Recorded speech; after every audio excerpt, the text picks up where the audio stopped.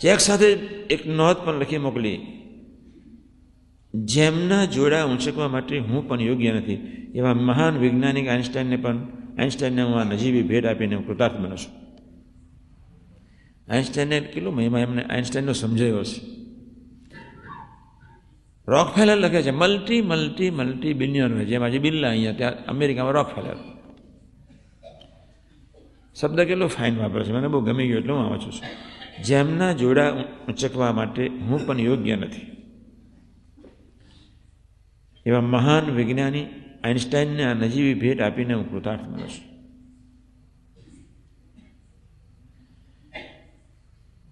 5-7 પ્રવચન કરવાનો છું આને માટે.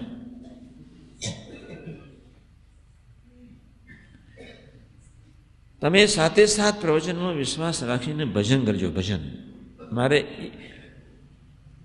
ડેસ્ટિનેશન આપણે આ રાખવું છે.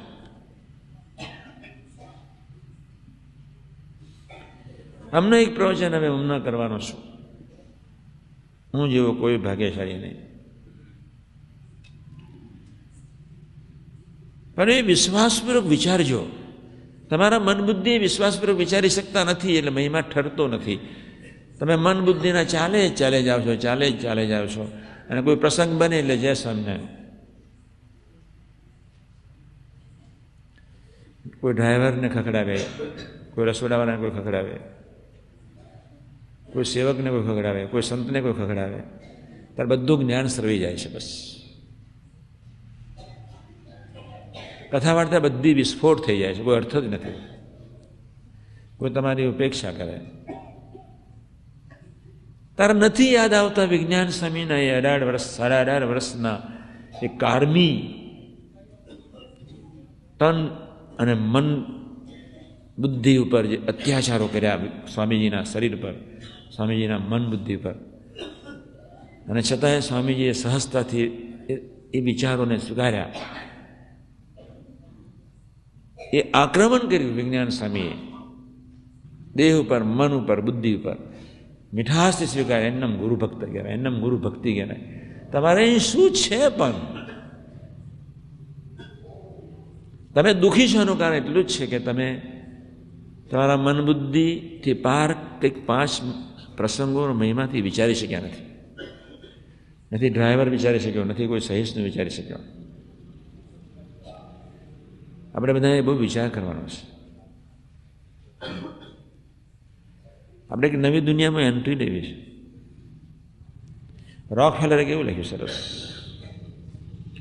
જેમના જોડા ઊંચકવા માટે હું પણ યોગ્ય નથી એવા મહાન વૈજ્ઞાનિક આઇન્સ્ટાઈનને આ નજીવી ભેટ આપીને હું કૃતાર્થ બનું છું. આપણને કૃતાર્થતાનો અનુભવ આ ધરતી પર નથી થતો એનું કારણ તમારા મન બુદ્ધિથી સ્વીકારેલા મૂલ્યાંકનો. બસ એમાંથી મારે બહાર કાઢવા છે. એક બાજુ સરસ સેવા કરો અને બીજી બાજુ એને ભમરડો ફેરવી દો. એક બાજુ સરસ વિચાર બી કરો અને બીજી બાજુ ખરાબ વિચારના આકારે બી થઈ જાઓ. એક બાજુ દ્રઢ સુરુચિ રાખો અને ત્રીજી બાજુ કંઈક પ્રસંગ બને અથવા કંઈક દોષમાં ફસાવો એટલે ફટાક લઈને બધું તમે ધૂળધાની કરી નાખો છો. એ વાત કાલે સમજાવવાનો છે. અત્યારે હું થોડીક વાત સમજાવું છું. હમણાં હું જઈશ, તમે 30 મિનિટ ધૂન કરો, હું કારું પીને આવું અને ફરી આપણે આ ધન્યતાનું કૃતાર્થ થયો છું, ધન્ય થયો એટલું તો આપણે અહીંયાને વિશે પ્રભુ કબૂલ કરાવે જ. શા માટે ન કરાવે? આત્મીય મહોત્સવ જીવો. હું કૃતાર્થ થયો છું, હું ધન્ય થયો છું. એક સેવા કરી દેહથી અને મન બુદ્ધિ સોતા. બસ દેહભાવ અને દેહાભિમાન સોતા. બધે 41 પ્રમાણે સેવા થઈ ગઈ હોય તો પ્રભુ જ મનાવી દે. હું જેવો કોઈ ભાગ્યશાળી નહીં. બસ આ ધરતીથી બીજી કોઈ ધરતી નથી રહેવા માટે, એવું તમને પ્રભુ મનાવી દે. પછી બધી વાતો કરીશ. પણ આઇન્સ્ટાઈને પરબીડિયું ખોલ્યું, અંદર પેલો $45,000 ચેક જોયો, પણ તેમને ચેક વટાવવાનો વિચાર સુદ્ધો કર્યો નહીં. તેમને ચોપડી ક્યાં સુધી વંચાઈ ગઈ છે અને કયા પાનાથી વાંચવાની બાકી છે તે નિશાની રાખવા ચેકને કાપલી સ્વરૂપે મૂકી દીધો. ચેકમાં વૃત્તિ ન રહી. એમની વૃત્તિ એના જ્ઞાનમાં જ એનું જે બુકમાં એને જે મળતું હતું, જે ઊંડા ઉતરી ગયા હતા, ખૂબ વાંચવાના શોખીન હતા. એ વિચારમાં જ રહેતા હતા, એક જ વિચારમાં રહેતા હતા. એટલે 45નો ત્યાગ એમણે જોયો તો ખરો જ, પણ એના કરતાં વિશિષ્ટ સ્વરૂપે રસ એમની એ ચોપડીમાં હતો, વિશિષ્ટ સ્વરૂપે. તમને સ્વામીને વાતોને વતનાનો રસ પડી જાય તો ધરતીનો રસ ફીકો થઈ જાય. આ એક બુકલેટમાં જ ઓતપ્રોત હતા, એને કોઈ રસ, બીજો કોઈ રસ જ દેખાયો નહીં. આ પ્રસંગ કેટલો સામાન્ય છતાં અસામાન્ય છે.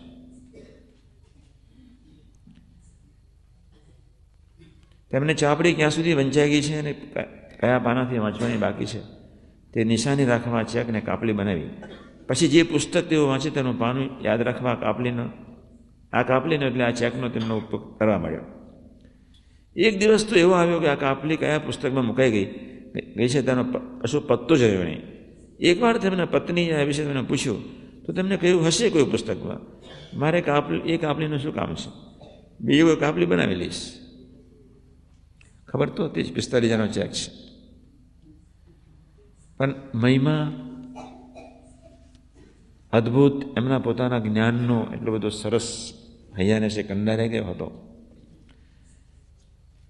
જગતને કંઈક આપવું છે કોઈ નવા વિચારમાં, એક ધ્યેયની પાછળ એટલા બધા ડૂબી ગયા હતા. તમે હવે જ્યારે હૈયું તપાસશો,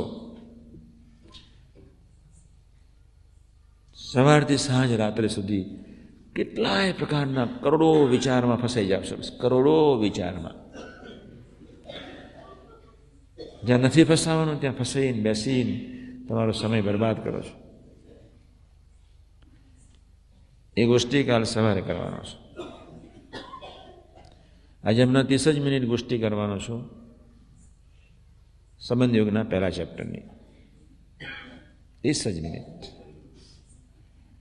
છેલ્લી મહિમાની તમને બધી બહુ ખબર છે.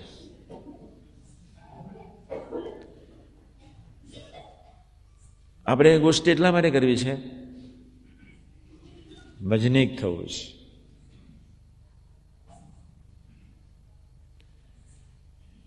કોઈ પણ ભોગે ભજનીક થવું છે.